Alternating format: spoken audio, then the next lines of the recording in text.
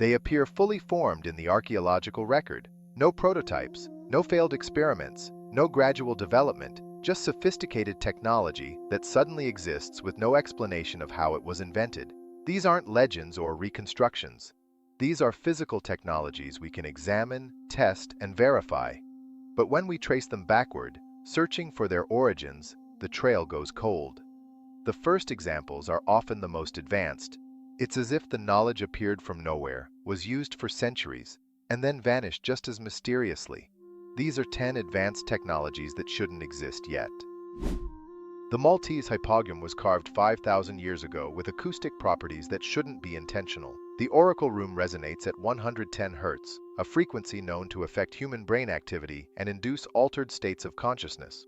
Speak at normal volume, and the entire chamber amplifies your voice into a deep rumble that vibrates through your chest. Modern acoustic engineers confirm this required an understanding of sound physics. Yet there's no simpler version, no practice chamber, no gradual development. The first and only example demonstrates complete mastery of architectural acoustics, with no origin story.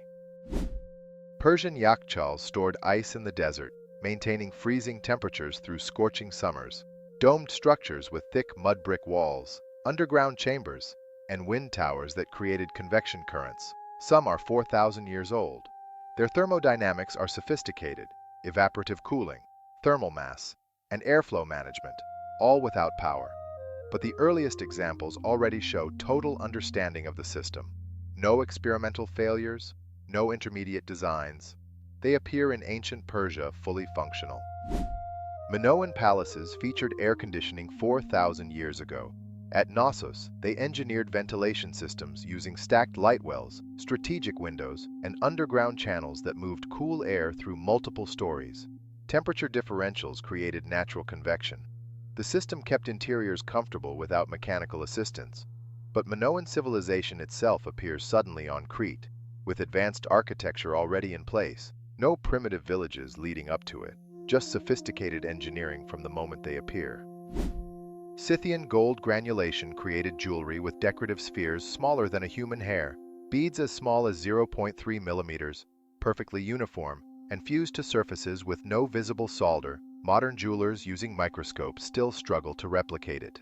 The technique required controlling gold's surface tension at precise temperatures. Yet the earliest Scythian gold objects already show complete mastery. There's no learning curve in the archaeological record, just sudden perfection. Celtic Carnyx wore horns projected sound over battlefield distances, creating psychological shock described by Roman historians. Bronze tubes ending in animal heads, with movable tongues that produced terrifying howls. Acoustic analysis reveals sophisticated knowledge of resonance and harmonic frequencies, yet the Carnyx appears in Celtic culture without any precedent. No simpler horns, no evolution of the design, just advanced acoustic engineering from the start.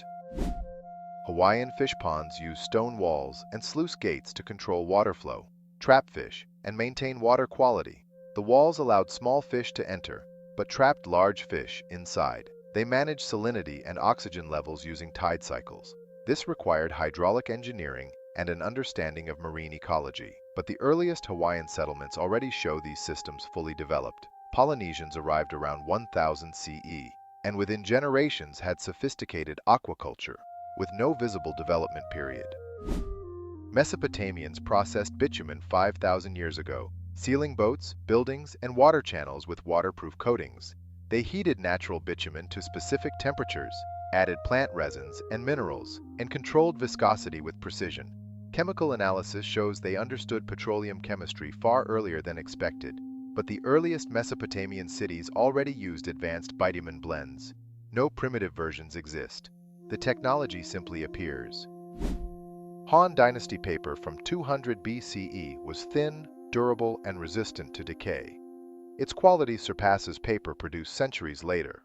We know what plants were used, but the processing method, the beating, mixing, and sizing, remains unclear.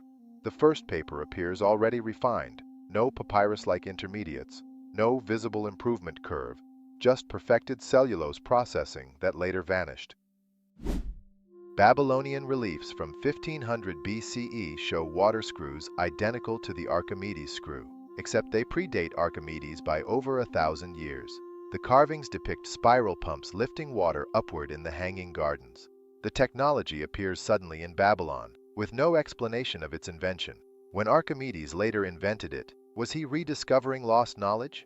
The spiral pump is mathematically sophisticated, yet it appears in Babylon with no predecessors. Nok culture in Nigeria smelted iron at temperatures over 1,200 degrees Celsius, starting around 500 BCE. Their furnaces reached heat levels that European bloomeries wouldn't achieve for another 1,000 years. This required precise control of airflow, fuel, and ore processing. But the Nok appear in the archaeological record already working iron at this level. No Copper Age, no Bronze Age, no developmental path, just sudden, fully developed iron smelting technology with no origin. These technologies don't show evolution. They appear complete, functional, and often at their peak sophistication.